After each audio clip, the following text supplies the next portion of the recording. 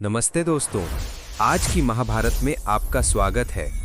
मुंबई की सड़कों पर सुबह का उजाला फैल रहा था, लेकिन कृष्ण और अर्जुन के लिए खतरे की रात खत्म नहीं हुई।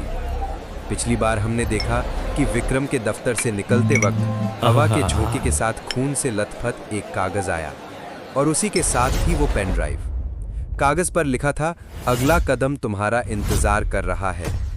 अब डायरी का रहस्य खुलता है और इमोशंस की बाढ़ आ जाती है। तो चलिए रोमांच में साथ चलते हैं। कृष्ण, ये वही पेन ड्राइव है ना? मुझे लगता है हमें इसे अभी देखना चाहिए। अब तक तो उन्हें खबर लग गई होगी और वो हमारे पीछे पड़ गए होंगे। अगर हम इसे नहीं देख पाए तो शायद हमारी सारी मेहनत बर्बाद हो जाएगी। नेहा, शांत हो जाओ। ये शैडो टेक की साजिश का सबूत है ना। मुझे पुलिस के पास जाने वाली बात पर दोबारा सोचना पड़ेगा। क्या तुम लैपटॉप लाई हो ना? हाँ। तो ये पेन ड्राइव उसमें लगाओ। देखो अनन्या की डायरी, पूरी की पूरी डिजिटल डायरी इस पेन ड्राइव में है। इसमें इतना दर्द है, इतनी सच्चाई कि पढ़ते ही दिल कांप उठता है। गोस्ट नाम का जिक्र है, एक छाया जो राठौर को मारने की धमकी देती थी और अनन्या को डराती थी। ये कोई साधारण नाम नहीं, ये मौत का संकेत है। गोस्ट, ये कैसा कोड नेम है? कोई कायर इंसान जो छिपकर वार करता है। और जो भी है, उसने अनन्या अकेले को डराया, रवि को नहीं। अनन्या ने रवि को क्यों नहीं बताया होगा? देखो, यहाँ लिखा है, घोस्ट ने राठौर को धमकी दी थी और मुझे भी। मैं डर गई हूँ, लेकिन हिम्मत नहीं हारने वाली। चुप नहीं रहूंगी। इस घोस्ट ने अनन्या को रुलाया है। अब मैं उसे ढूंढ कर। अर्जुन, ये कोई कायर नहीं, ये शैडो टेक का एक एजेंट हो सकता है, या कोई ऐसा शख्स जो राठौर के बहुत करीब हो। देखो डायरी में लिखा है, घोस्ट में कहा, राठौर इंडस्ट्री को छोड़ दो वरना सब खत्म। ये सिर्फ एक धमकी नहीं थी, ये एक चेतावनी थी। एक ऐसा कोड जो सिर्फ अंदरूनी लोग ही समझ सकते हैं। अगर हम इस कोड को नहीं खोल पाए तो खेल यहीं खत्म हो जाएगा। मुझे लगता है हमें एक बार रवि से बात करनी चाहिए। फोन लगाओ और पूछो कि क्या कोई ऐसा इंसान है जो पहले राठौर के साथ काम करता था और फिर अचानक छोड़ दिया हो।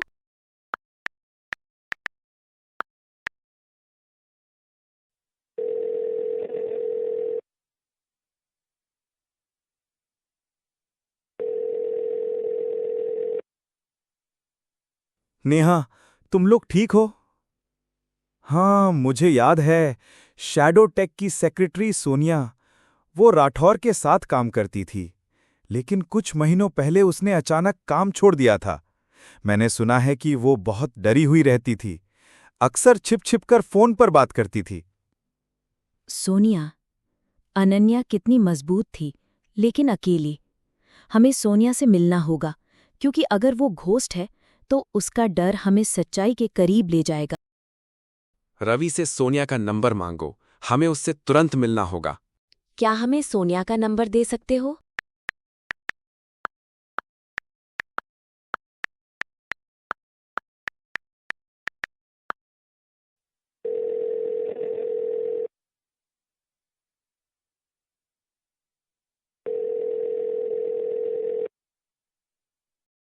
हेलो, कौन बोल रहा है? सोनिया, मैं कृष्णा बोल रहा हूँ। कौन? कृष्णा? मैं नहीं जानती आपको। मैं अनन्या का दोस्त हूँ, अर्जेंट मिलना है। मिल सकती हूँ, लेकिन कैफे में जहाँ भीड़ हो। मुझे लगता है वो लोग मुझे मार देंगे अगर जान गए। करीब 1 घंटे बाद सोनिया की आवाज में छिपा डर कृष्ण को एक छोटे से कैफे में खींच लाया था, जहां लोगों की भीड़ में भी अकेलापन महसूस होता था। सोनिया, डरो मत, हम तुम्हारे साथ हैं। अगर तुम हमारा साथ दोगी तो हम तुम्हें कुछ नहीं होने देंगे। बस हमें ये बताओ कि तुमने नौकरी क्यों छोड़ी? मैंने वो नौकरी इसलिए छोड़ी क्योंकि मैं डर गई थी। हर रात मुझे फ़ोन पर धमकियाँ मिलती थी। एक अनजान आवाज़ जो खुद को घोस्ट कहती थी। वो आवाज़ कहती थी, अगर तुम राठौर को सच बताओगी कि राकेश ने क्या किया था तो तुम्हारा अंजाम बहुत बुरा होगा। मुझे लगा वो मुझे देख रहा है, मेरे हर कदम पर नज़र रख रहा है। मैंने नौकरी इसलिए छोड़ी ताकि मैं बच सकूं, लेकिन उसका डर आज भी मेरे पीछे है। रात को सपने आते हैं। मुझे लगता है वो लोग मुझे मार देंगे अगर जान गए कि मैं यहाँ हूँ। सोनिया, तुम डर रही हो क्योंकि तुम्हें लगता है कि तुम अकेली हो, पर अब तुम अकेली नहीं हो। राकेश, इस धमकी में राकेश का नाम क्यों था? हमें राकेश के बारे में सब कुछ बताओ। राकेश महेश राठौर का छोटा भाई। वो बचपन से ही महेश से जलता था। उसे लगता था कि सारी दौलत और शोहरत महेश के हिस्से में आ गई। शैडोटेक ने उसी नफरत का फ़ायदा उठाया। उन्होंने राकेश को पैसे दिए और कहा, इंडस्ट्री के 50% शेयर तुम्हारे।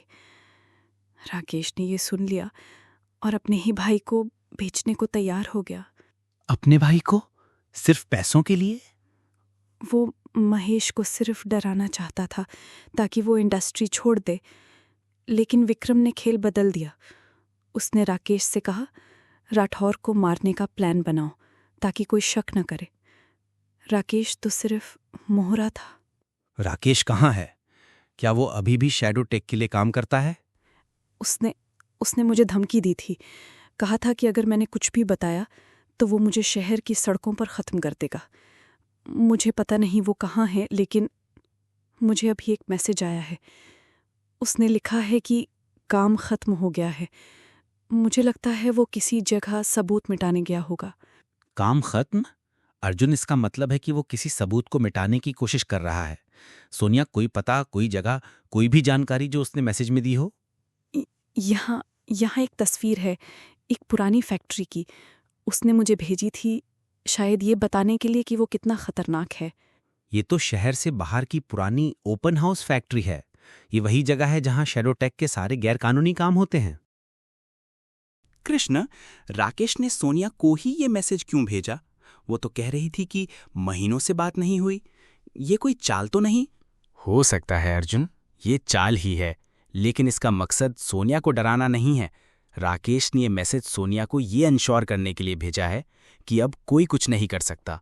वो जानता है कि सोनिया जानती है कि क्या हुआ है, और वो उसे बता रहा है कि उसने सारे सबूत मिटा दिए हैं।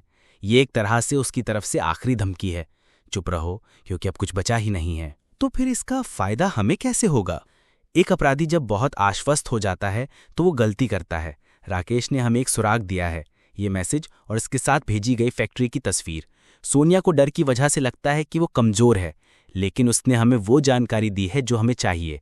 राकेश ने सोचा था कि इस मैसेज से वो सोनिया को शांत कर देगा, पर अनजाने में उसने हमें अपनी लोकेशन और मकसद दोनों बता दिए हैं। चलो वहीं चलते हैं, हमें उस सबूत को बचाना होगा। सोनिया, तुम यहीं रुको, हम तुम्हें सुरक्षित रखेंगे। अर्जुन, चलो, हमें राकेश को ढूंढना होगा इससे पहले कि वो सब कुछ खत्म कर दे।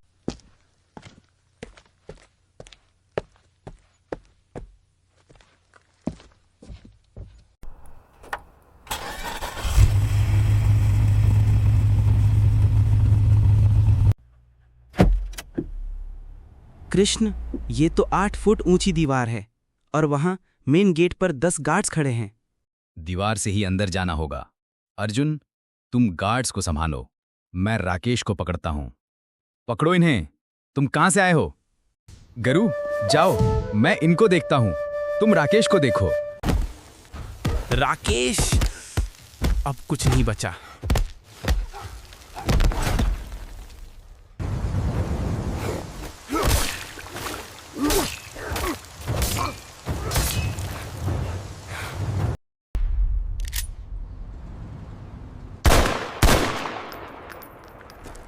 अचानक एक गोली चलती है। अर्जुन, जो अभी अभी आखिरी गार्ड को मारकर पीछे मुड़ा था, गोली सीधे उसकी तरफ आ रही होती है। अर्जुन तेजी से सिर झुकाकर खुद को बचाता है। गोली अर्जुन को मिस करके सीधे राकेश के सीने में लगती है। राकेश दर्द से चिल्लाता है और नीचे गिर जाता है। कौन है तू? अर्जुन, वो जा रहा है, उसका पीछा करो। मैं राकेश को अस्पताल ले जा रहा हूं। अर्जुन बिना सोचे समझे उस शख्स के पीछे भागता है। कृष्ण तेजी से घायल राकेश के पास पहुंचते हैं, जो खून में लथपथ है। राकेश को सहारा देते हुए, राकेश, बोलो, कौन था वो? किसने किया? वो परिवार का। राकेश बेहोश हो जाता है। कृष्ण उसे तुरंत अपनी कार की तरफ ले जाते हैं।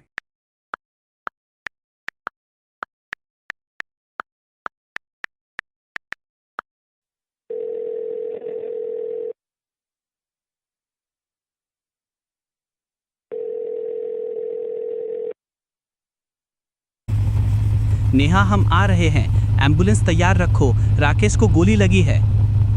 राकेश की जबान पर किसका नाम था? क्या अर्जुन उस नकाबपोश का पता लगा पाएगा? क्या ये साजिश राठौर परिवार के भीतर से ही रची गई थी? जवाब जानने के लिए बने रहिए आज की महाभारत के अगले एपिसोड में।